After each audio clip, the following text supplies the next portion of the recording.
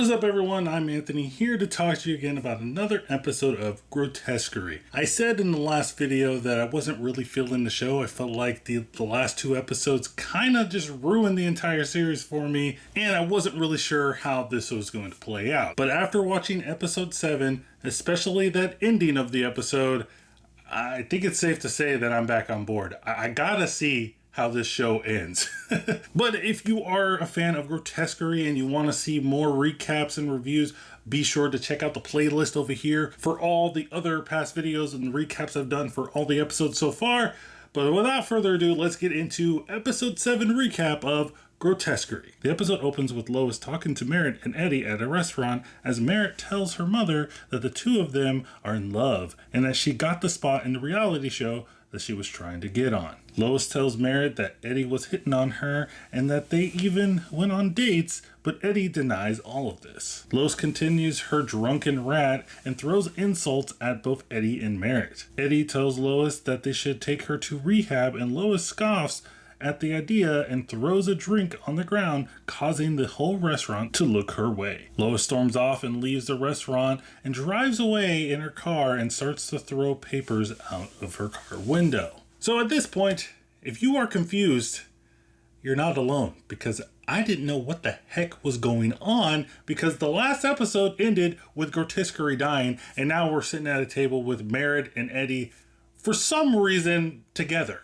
I guess that scene where they were watching a movie on a laptop was the spark. Lois meets with the head doctor at the hospital where Marshall is staying at and tells him that she's made the decision about Marshall and it's time to let him go. The doctor asks if she is sure about this decision, and before Lois can answer, Nurse Red joins the room and pleads with the doctor not to let Lois do this. Lois tells Red that she still has the authority to decide Marshall's fate and floats out of the office. We then jump to Lois looking at Marshall one last time, and Nurse Red stands next to Lois asking her if she is alright. Lois says that she is relieved and that she feels bad for Nurse Red because she actually was the one who loved him. Lois then meets with a man named Calvin, which I assume is an important character. Maybe I gotta stop assuming, because this show introduces characters and gives them titles like they're supposed to be important, and then we never see them ever again. I mean, you remember Joseph Ritter, the guy at the desert with the fire pit and everything? He said he was a doctor and waiting for the government.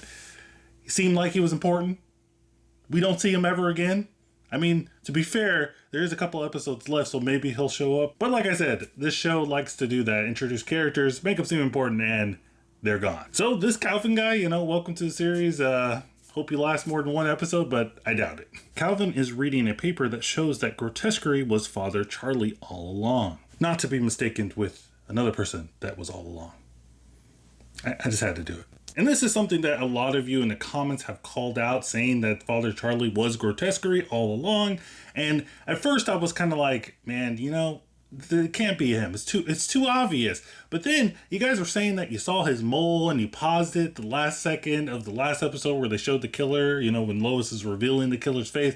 You guys were pausing it, zooming in and doing research, looking up the actors, freaking face type and face structure and seeing if he had a mole. You guys are crazy.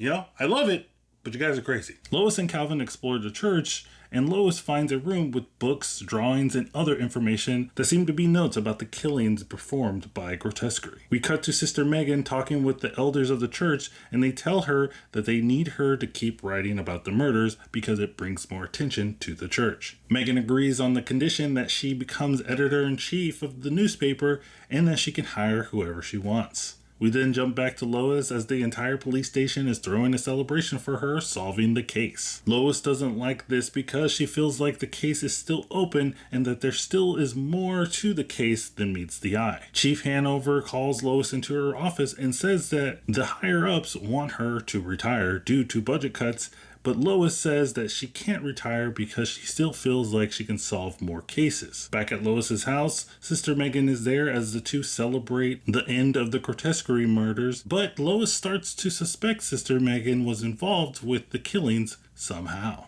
After giving her reasonings for suspecting Sister Megan becomes uncomfortable and starts to speak in tongues, confirming that she was indeed working with Father Charlie on the murders. Sister Megan lunges at Lois and the two start to fight all over the kitchen, and eventually Sister Megan gets the upper hand and stabs Lois multiple times. We then flash to Marshall sitting in a restaurant with Eddie and Merritt as Merritt tells her father that they are getting a divorce and that Eddie has been having a relationship with Lois for 2 years. Marshall tries to comfort the couple, but they continue to bicker and Marshall eventually leaves. Marshall arrives at the hospital and sits next to Lois, who is in coma, and tells her that it's time for her to go. He sees the head doctor and tells him that he's made a decision to take Lois off of life support. Marshall then goes to see Red, who is some kind of webcam girl. Didn't see that one coming. And Marshall tells her that he is upset that he found out his wife was cheating on him. Red tells him that it's ironic that he feels this way since he's been cheating on his wife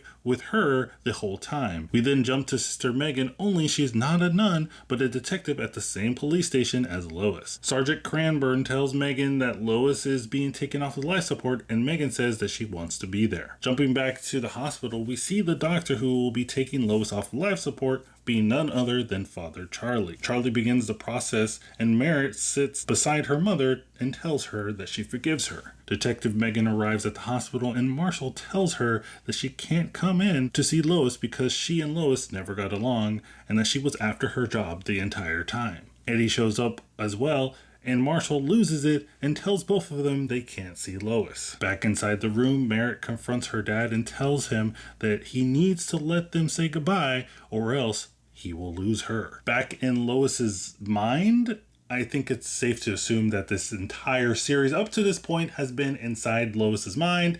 More on that later on in the video. Lois is not dead and manages to fight off Sister Megan and getting her gun and blowing Sister Megan's head off. Back in the real world, Lois's vitals start to increase and everyone in the room seems shocked. The episode ends with Lois floating in the air and eventually opening her eyes, waking up from a coma. Yeah. So that just happened. So this episode started off a little bit rocky for me. I thought it was going to be a little bit more of the same of episode 5 and 6. And you know how I feel about that. I wasn't really a fan of that episode. I really felt like the series was going downhill from there.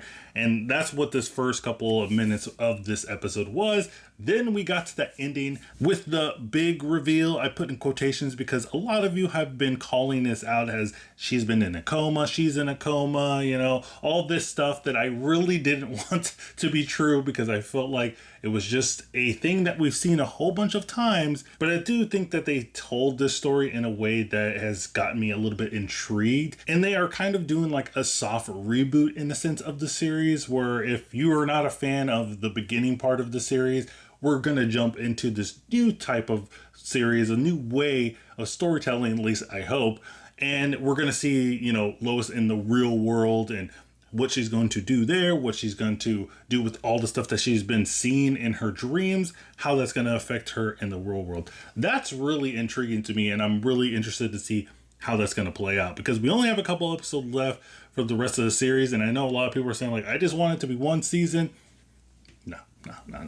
This is going to be 2 seasons, especially the way that they ended this episode. And this episode also made me appreciate all the little things and the crazy chaotic stuff that we've been seeing in these last couple of episodes, because at the end of episode 7 we see all those elements and those weird things that we've been seeing in the episodes prior come to fruition here. We do see that person that was walking in the hospital that had that goat head was actually just a regular patient walking around. We see Father Charlie, who's actually a doctor. We see Sister Megan, who is actually a detective and a rival of Lois. And we see all these other characters that were being portrayed differently in Lois's mind or dream or alternate reality, I've seen some people say. Don't know if it was going that far, but it is Ryan Murphy, so don't tempt him. But I did like that aspect that everything was kind of coming together and it was kind of like an aha moment, like shine the light onto me just like they did with Lois in this series so far. And I was like, oh, wow,